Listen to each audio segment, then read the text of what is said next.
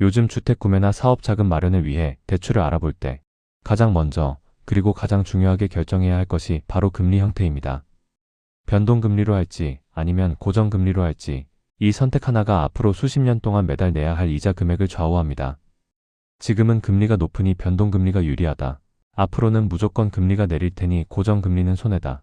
이런 이야기들이 넘쳐나지만 정작 나에게 유리한 금리 형태를 선택하려면 단순한 예측이 아닌 냉철한 상황 분석이 필요합니다. 오늘 이 영상은 변동금리와 고정금리의 핵심 원리를 명쾌하게 비교하고 대출을 받는 당신의 상황, 즉 대출 기간, 상환 능력, 금리 예측에 따라 어떤 선택이 가장 합리적인지 그 판단 기준을 제시해드리겠습니다. 이 영상을 통해 당신에게 가장 유리한 금리 승부수를 던지세요. 대출 금리는 단순한 숫자가 아닙니다. 이것은 당신의 미래 현금 흐름을 결정하는 가장 중요한 요소입니다. 잘못된 금리 선택은 매달 수십만 원, 경우에 따라서는 수백만 원의 이자 부담으로 돌아올 수 있습니다.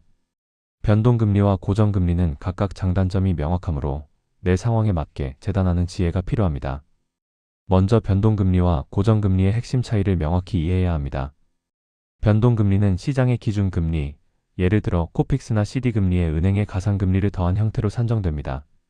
시장 상황에 따라 금리가 계속 오르내리기 때문에 매달 내야 하는 이자 금액도 함께 변동합니다. 일반적으로 초기 금리는 고정금리보다 낮게 시작됩니다. 금리가 하락하는 국면에서는 이자 부담이 자동으로 줄어드는 장점이 있지만 반대로 금리가 상승하면 이자 부담도 함께 증가하는 리스크가 있습니다. 반면 고정금리는 대출을 실행하는 시점에 금리가 만기까지 그대로 고정됩니다. 시장 상황이 어떻게 변하든 매달 내야 하는 이자 금액이 일정합니다. 초기 금리는 변동금리보다 높게 시작하는 것이 일반적입니다. 하지만 금리가 상승하는 국면에서는 나의 이자율은 그대로 유지되므로 결과적으로 큰 이득을 볼 수 있습니다. 예측 가능한 상환 계획을 세울 수 있다는 것이 가장 큰 장점입니다. 그렇다면 변동금리는 어떤 사람들에게 유리할까요? 변동금리는 초기에 이자 부담이 낮기 때문에 단기 상환이나 금리 하락 기대가 클 때 유리합니다. 첫 번째 조건은 대출 기간이 짧을 때입니다. 특히 3년 이내에 상환할 계획이 있다면 변동금리가 유리합니다. 대출 기간이 짧다면 초기 금리가 낮은 변동금리를 선택하여 당장의 이자 지출을 최소화하는 것이 이득입니다. 금리가 크게 오르기 전에 대출을 갚을 가능성이 높기 때문입니다. 예를 들어 사업 자금을 일시적으로 빌려서 6개월이나 1년 내에 회전시킬 계획이라면 굳이 높은 고정금리를 선택할 이유가 없습니다. 두 번째 조건은 금리 하락을 확실히 예측할 때입니다. 현재 금리가 역사적으로 높은 수준에 있거나 향후 1년에서 2년 내에 경기 침체 등으로 중앙은행이 기준금리를 내릴 가능성이 높다고 판단될 때 유리합니다. 물론 금리 예측은 매우 어렵습니다. 하지만 경제지표나 중앙은행의 통화정책 방향을 주의 깊게 관찰한다면 어느 정도 방향성을 가늠할 수 있습니다. 만약 금리 인하 사이클이 시작될 것으로 보인다면 변동금리를 선택하여 금리 하락의 혜택을 직접 누릴 수 있습니다. 세 번째 조건은 이자 지출 증가를 감당할 여유가 있을 때입니다. 금리 상승 시 이자 부담이 늘어나더라도 추가적인 소득이나 충분한 자산 여력이 있어 이를 감당할 수 있는 사람에게 적합합니다. 리스크를 감수하는 대신 낮은 초기 금리를 누릴 수 있습니다. 예를 들어 월 소득이 충분히 높거나 비상금이 넉넉하게 준비되어 있다면 금리가 일시적으로 올라도 큰 문제 없이 버틸 수 있습니다. 반대로 고정금리는 어떤 사람들에게 유리할까요? 고정금리는 시장 금리 변동성으로부터 안정적인 상환 계획을 세우고자 할 때 최고의 선택입니다. 첫 번째 조건은 대출 기간이 길 때입니다. 특히 10년 이상의 장기 대출을 받는다면 고정금리를 반드시 고려해야 합니다. 장기간 대출을 유지해야 한다면 미래의 금리 인상 위험을 회피하는 것이 가장 중요합니다. 10년, 20년, 30년 동안 금리가 어떻게 변할지 아무도 모릅니다. 만약 금리가 급등한다면 변동금리로 받은 대출의 이자 부담은 걷잡을 수 없이 커질 수 있습니다. 금리가 고정되어야 가계 경제의 예측 가능성이 높아지고 장기적인 재정 계획을 안정적으로 세울 수 있습니다. 두 번째 조건은 금리 상승이 예상되거나 불확실할 때입니다. 현재 금리가 역사적으로 바닥에 가깝거나 앞으로 금리가 오를지 내릴지 전혀 예측이 안 될 때는 고정금리가 안전합니다.